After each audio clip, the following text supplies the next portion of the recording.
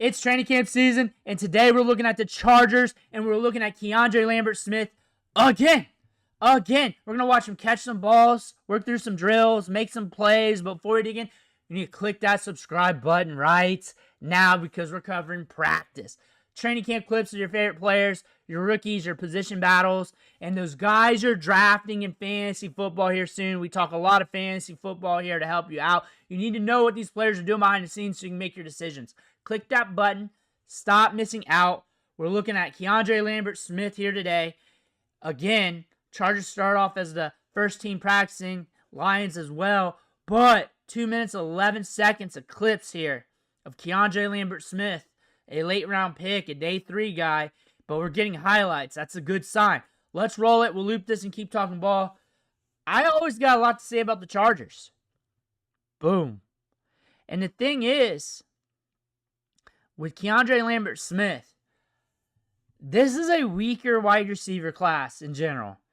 He was one of the few wide receivers I was looking at late in drafts as that diamond in the rough candidate. And I just want to see where he was going to go. I want to see if he goes to a place where he could materialize with the right quarterback. I want to see if he's in a position where he can carve out a role. I saw what he did at Penn State. I was looking in at Tyler Warren. And then it led me to go back to KeAndre Lambert-Smith. Go back to Tyler Warren, KeAndre Lambert-Smith. He led Penn State in targets. Look at that catch by the boundary. Hold up. Bam. Look at those hands. Those hands are sticky. And then I go back to Tyler Warren. I go back to him. And then he goes to Auburn, right? He goes to Auburn. Auburn, in 2024, they were cashing in on wide receiver recruits. They had a couple good ones. Still young in the system, though. But they had some talent there at wide receiver that some of them might materialize. But Lambert-Smith comes in, fresh off the Penn State trails, leads team in targets. Leads the team in targets when they have young guys with upside on the roster, building things up. And then you go look at the tape, though. He's got speed to stretch it downfield. His hands are very sticky. There's Quentin Johnston right there. But he can stop on a dime and create that break and create that separation. But he's got that threat to go vertical. He's got length in the arms. And this is an upside candidate. And when I look at the Chargers and what they did in the draft this year when it comes to the skill players, it's fun. It's fun. And I don't know if it's because they kept getting my guys that I liked, because in the offseason, every Sunday morning I would drop a 7-round mock draft. And it's Lambert-Smith, Rondé Gadsden. I was always excited to put on a team throughout the draft process. And I do other mock drafts throughout the week. And it would be those two players in the later rounds, PFF Mock Draft Simulator, that I just kept coming back to. Like, the market was too light on them. Too light on them. And then they get Trey Harris, a wide receiver I liked in the second round. Great value. Palmer's not there no more.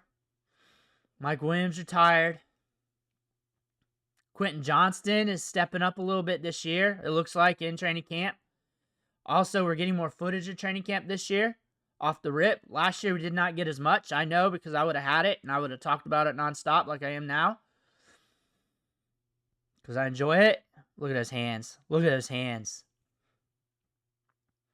Another thing, I like what Harbaugh's doing here. And the Michigan philosophy, although it's the NFL, it's kind of here with the Chargers. He likes lunch pail players that can perform in multiple different facets. And if it's a player that is skilled or technically nuanced in one facet, I don't believe he's going to pay up for that player. KeAndre Lambert-Smith can stretch the field, but he can also break off routes. Like, I imagine he valued that pretty good. I imagine he valued that a lot. You look at Ladd McConkey, that's a lunch pail wide receiver if there ever was one. That's a guy you put in slot, you can put on the outside, you can stretch it, he can break off routes like no other. Very good route runner, that's all we talked about in the Senior Bowl.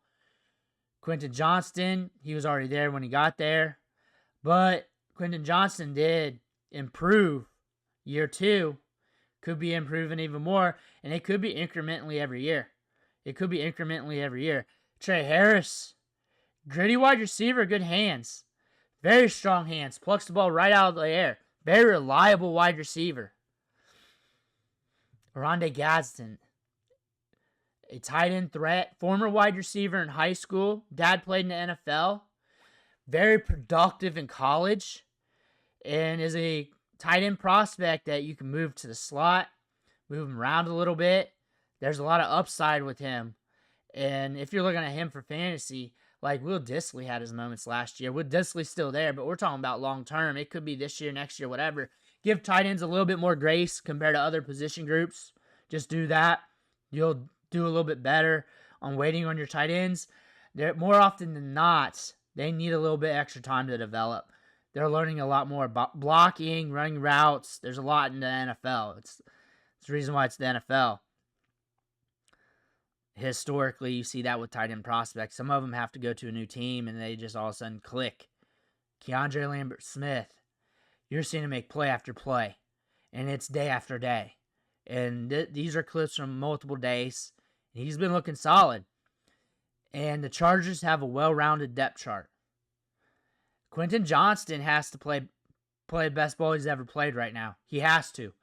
Trey Harris, KeAndre Lambert-Smith, breathing down his neck. So, if anything, it's going to allow the cream to rise to the top.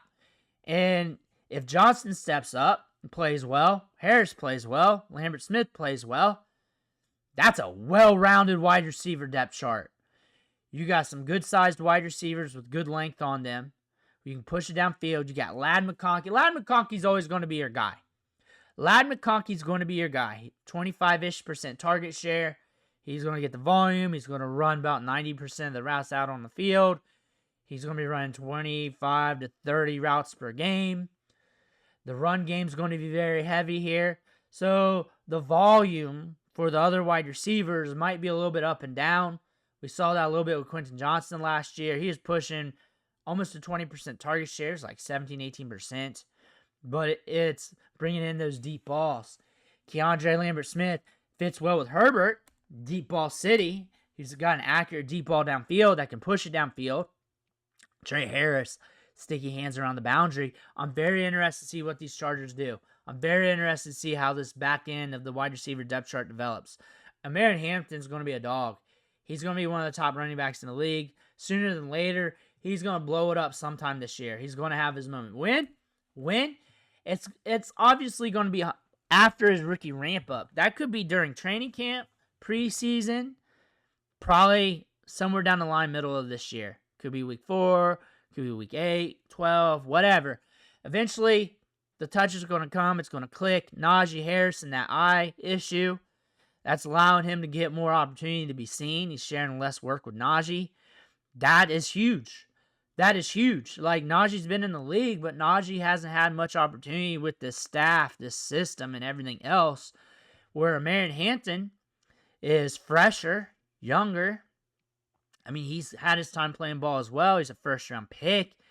He's honestly creating some kind of gap there. I say some kind because I don't know how much, but it could be infinitesimal or a lot.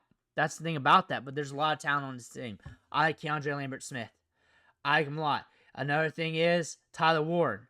May not be Tyler Warren, may not be even a first-round pick if KeAndre Lambert-Smith was there on Penn State. Like, he would have led the team in targets and opportunity. He would have led the team in yards. He would have been the leading receiver on that team. They had no continuity on that team.